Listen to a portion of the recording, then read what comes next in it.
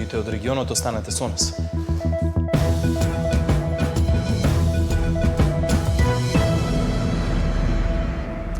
Камионџиите, односно превозниците од регионот, се собраа денеска на средба во Скопје за да се договорат за следните чекори во барањето решение за движењето низ Шенген зоната. Нема да отстапат од барањата, но какви се плановите, дознаваме од колегата Мартин Арсов. Мартин, што значи ова, ќе има ли нова блокада на границите? Така, Иван, како што кажа и ти, превозниците од Македонија, Србија, Босна и Херцеговина и Црнагора денеска во Скопје одржаа состанок на кој што ги договорија следните чекори. Практично главното барање име на возачите при влез во Шенген зоната да не им се бројат денови, туку часови и минути, бидејќи како што велат со сегашната пракса, еден возач кога ќе помине на Шенген зоната, дури и со 5-минутен транзит или престој, нив им се брои како цел ден, па така оние дозволени 90 во 180 дена ги трошат многу брзо, иако реално немаат поминато 90 дена во Шенген зоната. Тие очекуваат диалог и средба со Европската комисија, а имаат и надеж за состанокот на високо ниво кој што е најавен за 1 септември.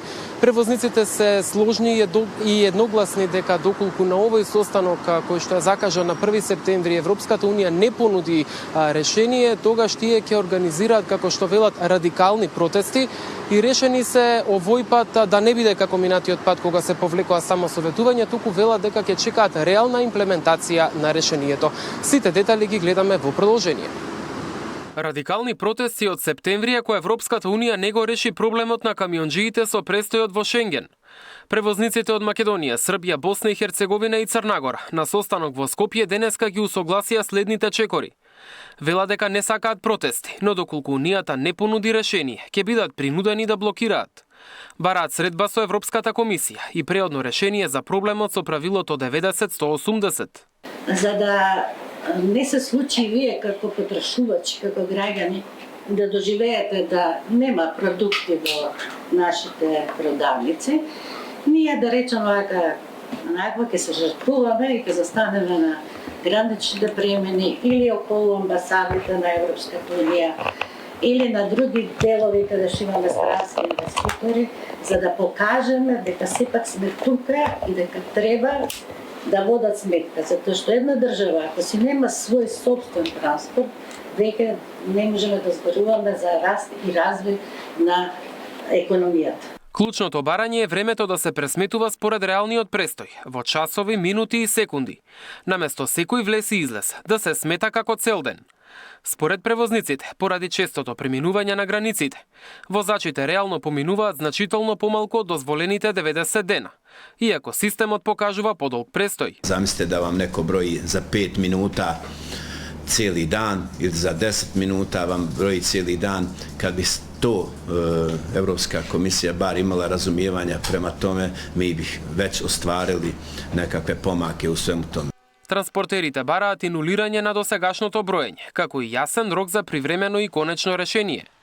Вела дека моментално има различни толкувања на правилата на различни гранични премини, што создава целосна неизвестност за возачите и компаниите. Vozači kreću, znaju da nemaju potrošeno vreme, kad dođu tamo jedan mu kaže jedno, drugi drugo, jedan ga pusti, druga ga ne pusti, trguju kao na pijaci, mogu da ti pustim još 3 dana, mogu da još 5 dana, a suštinski vozač zna da nije u prekršaju, ali nađe se situacija ako neće da trguje, mora da se vrati. Очекуваат одговор од состанокот на високо ниво во Брисел закажан за 1 септември. Доколку нема напредок, најавуваат дека протестите ќе бидат радикални и долготрајни. Ukoliko dođe do protesta, prethodne proteste smo prekinuli uz obećanja. Ovaj put, ukoliko budemo satjerani u zid i izađemo na granice, nećemo se povući do konkretnog rešenja, odnosno do implementacije rešenja. Znači, nećemo dozvoliti da opet budemo izigrani. Sada se osjećamo kao izigrani, jer već 7 mjeseci ništa nam nije riješeno. До конечно решение, велат ќе настојуваат на диалог со европските институции, но немаат намера да се откажат од барањата.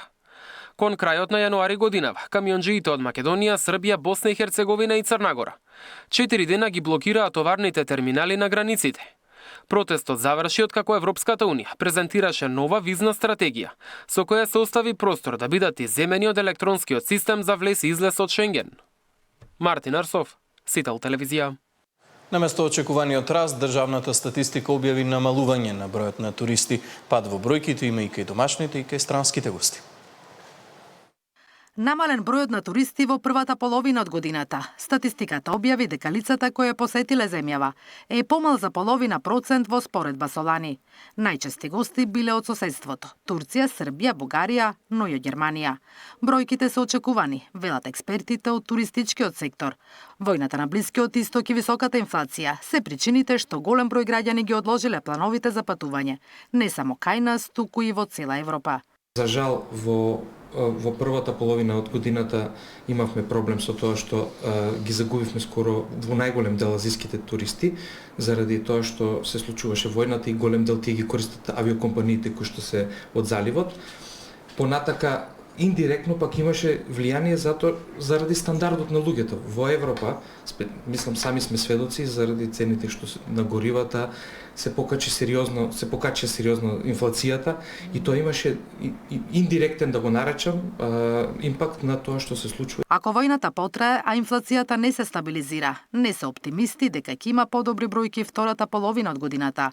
Проблемот не треба да се бара само во надворешните фактори, туку и дома. Нелојалната конкуренција во овој сектор и неажурноста на институциите да се справат со неа. Не е реално вие да имате покачување на пристигнувањата на аеродромите од 40%, а да имате пат на бројот на туристи. Така да се надевам ќе изнајдеме решение со кое што ќе се намали сивата економија, затоа што на терен ние како сектор гледаме дека не е само проблем и во нашите колеги, мораме да го направиме системот попристапен и полесен за да можеме да имаме реални бројки во туризмот.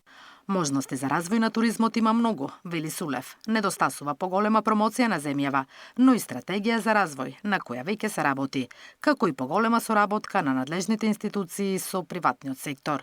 Наташа Мерсовска, Сител телевизија.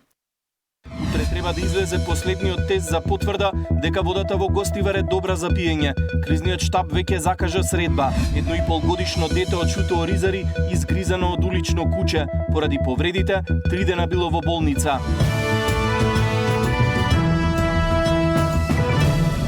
Утре треба да биде познато дали водата во водоводната мрежа во Гостивар е безбедна за пиење. Се очекува да излезе третиот тест кој е услов за одлуката, откако претходните два покажале добри резултати.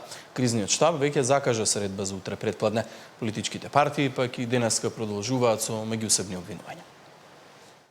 Утре ќе се знае дали водата во Гостивар е безбедна за пиење. Во двете последователни анализи од водата нема бактерии, само поголемо присуство на хлор. А последниот резултат, кој се чека утре, треба да покаже дали гостиварци по речиси 1 месец ќе добијат питка вода. Утре треба да заседава кризниот штаб и заедно со лабораториите ќе ги споредуваат резултатите. Водата е добра, квалитетно добра, веќе неколку денови, но одлучија да го намалат, му наредија на ЈП Комуналец да намали количината на разредениот хлор во водата, за да испитуваат во намалени количини на хлор како ќе излезат резултатите, и веќе имаше резултати кои одговарат на количините на хлор кои беа добри. Последните две мерења, сега ги чекат третото мерење на количината на разредениот хлор во водата. Дури Гостивар чека питка вода, епидемијата и денеска е цел на партиски обвинувања. Од опозицијската СДСМ вела дека и по сите најави ветување на власта дека Гостивар забрзо ќе добие вода, поминаа 5 недели, а граѓаните се оставени на пеколни температури без питка вода. Локалниот кризен штаб ја продолжува забраната. Се дели вода на 5 точки. Селата и делови од градот се уште на техничка вода за пиење.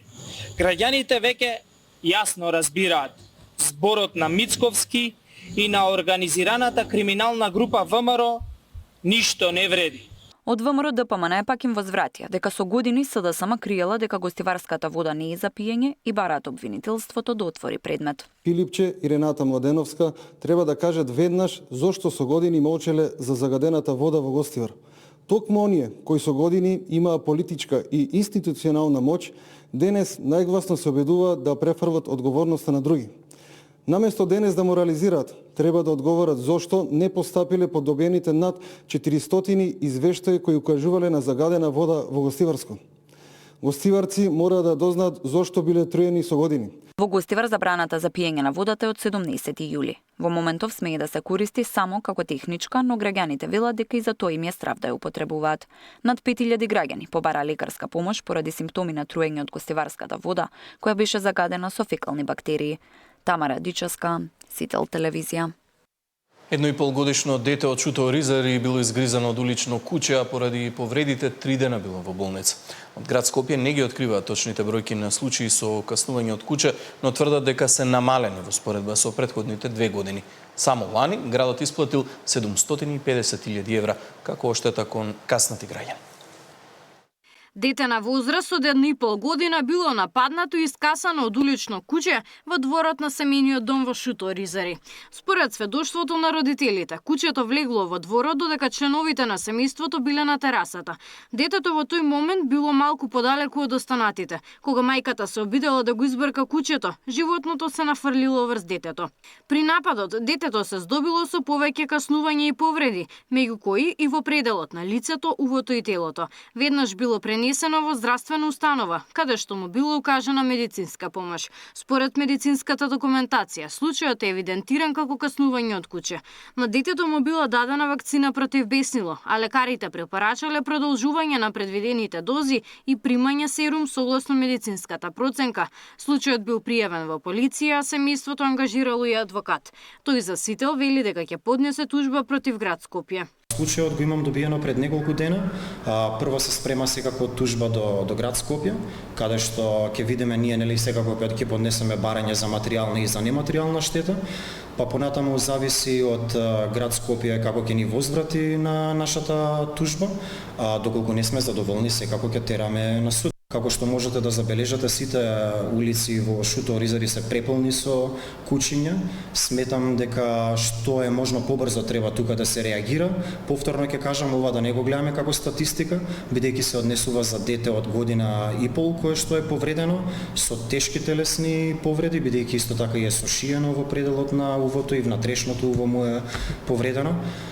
Сметам дека надлежните институции треба да превземат чекори за ова и да постапуваат како што законот им утврдува да постапуваат.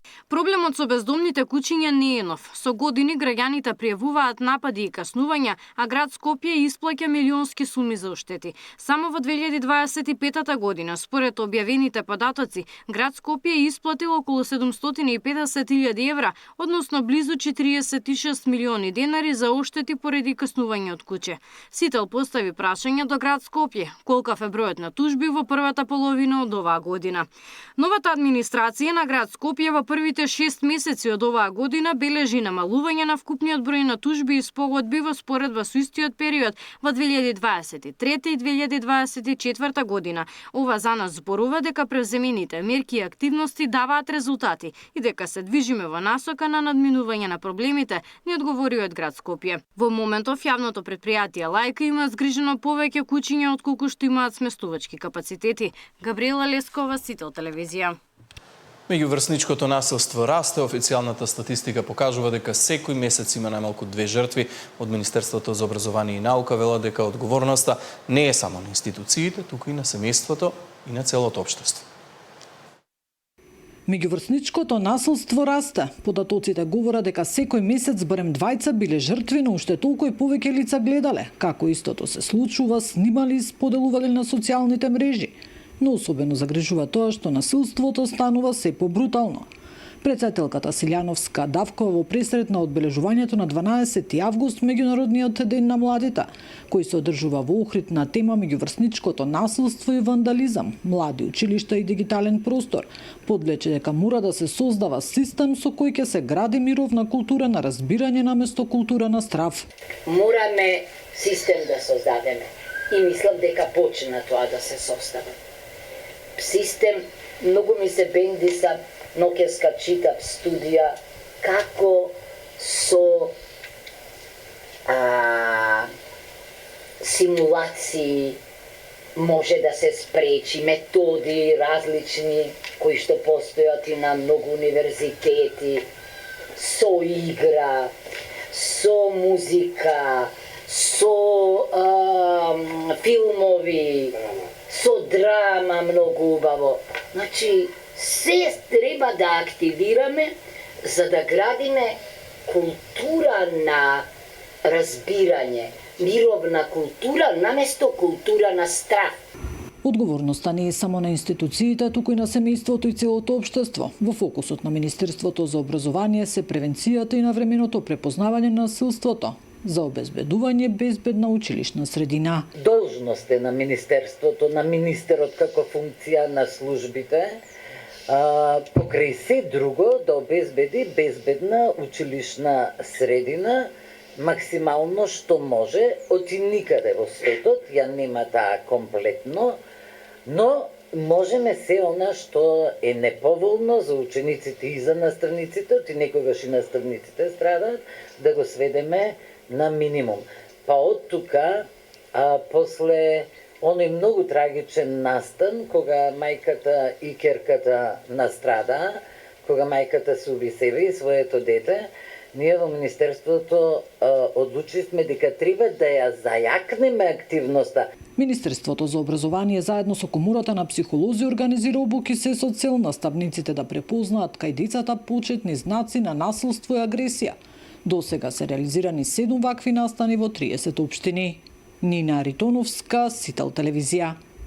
Августовската сесија на екстерните испити од државната матура ќе се одржи утре и на 14 август. Полагаат матурантите кои во јуни не положиле или не ја завршиле целосно матурата. Според Државниот испитен центар за августовскиот рок се пријавени вкупно 1460 кандидати, а правилата ќе бидат исти.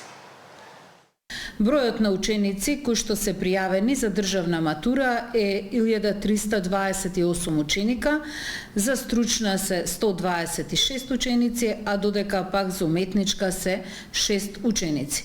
Вкупно се пријавени 1460 ученици кои што во август ќе полагаат 2 или 1 од екстерните испити во зависност од тоа кој кога што положил или пак не положил. Правилата остануваат исти, бројот на тестатори повторно останува голем со оглед на бројката.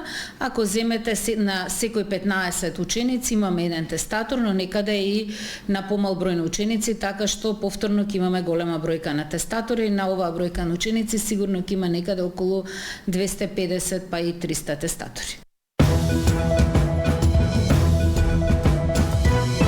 Демографија или иселување, што се крие зад намалениот број на првачиња, дали резултатите од државната матура се задоволителни за државните власти, ќе има ли учебници за сите и дали училиштата се подготвени за старт на новата учебна година. Тема на денот со министерката за образование Весна Јаневска. Лидерот на ДУИ Али Ахмети тврди дека лично го убедувал Артан Груби да се врати во земјава и да одговара пред правдата, но не селективна. Во разговор со него, Груби тврдел дека работел често. Ахмети во интервјуто за Косовската телевизија бара предвремени избори во земјава за да се среди политичката состојба. Но одвреди му возвратија дека избори не се потребни, бидејќи тие ја имале довербата од граѓаните. Али Ахмети го вратил Груби од бегство. Во интервју за Косовска телевизија, лидерот на ДУИ изјави дека тој побарал од Артан Груби да се врати во Македонија и да се соочи со одговорност доколку, како што вели, ја злоупотребил неговата доверба. Ахмети истакна дека се залага за вистинска и неселективна правда и изрази надеж дека Груби наскоро ќе биде ослободен од домашен притвор за да продолжи постапката. Трочи kam thonë, nëse ke keq përdor besimin tim, përgjigjesh. Ai është betuar që do punoj me ndershmëri. Vetë me fjalë më ka thonë. Unë kam punuar me ndershmëri. Mendoj që gjërat shkojnë mirë. E para është që duhet të dal nga burgu shtëpi. Nuk ka burg shtëpia thuhet se dhe pas shohim si procesi do vazhdojë. Од владеачката вреди, која претходно Груби го нарече црната кутија на Дуи, денеска порачуваат дека правосудниот систем мора да работи независно и без политички притисоци. Од партијата нагласуваат дека власта не треба да се меша во одлуките на судството, но и дека никој не треба да трпи неправедни последици ако во случајот нема докази. Мислам дека тоа треба да им го оставиме на надлежните органи. Правосудниот систем треба да ја сработи работата без политички притисоци. Ако има нешто за што може да се обвини, нека се прави тоа. Ако нема докази за тоа што реално е обвинет, ние не сме за никој да трпи последици, неправедни последици. Значи, мислам дека власта не треба да се меша во работењето на правосудниот систем. За средување на состојбите, Ахмети во интервјуто повика на предвремени избори, но од владеачката партија порачаа Дуи да не излегува со такви изјави, бидејќи како што велат, кога и да се случат избори, победник ќе биде вреди. Инаку за 10 дена истекува максималниот законски рок од 6 месеци за домашниот притвор на Груби во тек на истражната постапка, доколку обвинителството до крајот на идната недела не поднесе обвинение со барање за продолжување на мерката, кривичниот суд мора да му го укине домашниот притвор на Груби.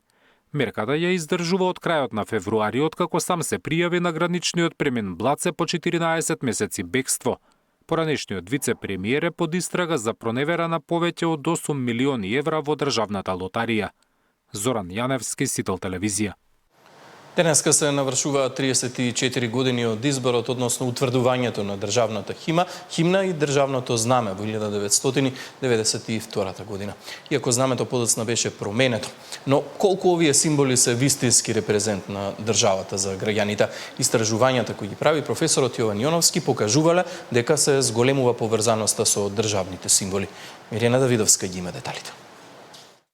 На 11 август пред 34 години тогашниот состав на Собранието на Независна Република Македонија ги усвои државните символи, знамето и химната. Со закон беше утврден символот на државното знаме со црвена основа на која во средината беше насликано 16 кракото златно жолто сонце од кутилеш. Знамето беше едно од најпрепознатливите символи на независноста во следните неколку години и се до 1995-та по одлуката да се измени и воведе знамето со 8 краци кои ќе се протегаат до рабовите.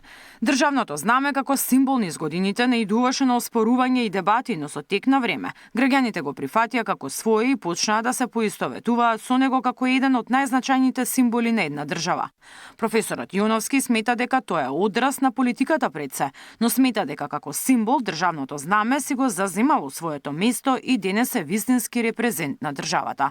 Според анкетите кои тој ги спроведува на секои 3 години, граѓаните во последната деценија многу повеќе го уважуваат актуелното знаме од порано. Ова донесување на химната беше чисто озаконување на она што веќе постоеше. Така да тука нема некоја поголема промена. Истата химна е и до ден денеска и до сега е прифатена како символ, никој не ја спори химната, освен дел можеби од албанските деловите од албанската заедница кои што во време на време доаѓа со изјави дека не чувствува како своја. Додека од страната од македонската, да речеме, македонската заедница, таа е прифатена, не познати некои одстапки. Текстот на Денес над Македонија од Владо Малевски и музиката на Тодор Скаловски како химна биле веќе во употреба по референдумот за осамостојувањето на Македонија. Со закон била само потврдена со гласање во собранието. Според хералдичарите, химната никогаш не била предмет на поширока дебата во јавноста, освен повремените предлози од одредени партиски субјекти на албанците во земјава за измени и додавање нови историски имиња. Освен една, да речеме, група, како да ги наречеме, тврдокорни, кои што никако не го прифаќаат денешното државно знаме и го нарекуваат со поготни имиња, тоа е дел од нашите символи, нашите државни символи. Државните символи ги пропишува државата. Ние можеме да имаме своји размислувања за нивната употреба, за нивната естетика, но сепак треба да имаме една почит кон тие символи и она што тие го представуваат. Државните символи беа усвоени по референдумот за независност од 8 септември 1991 година и донесувањето на Уставот во ноември истата година. Македонија со овие закони ја заокружи целосно државноста како нова, суверена и независна република со своји државни институции. Мирјана Давидовска, Сител телевизија.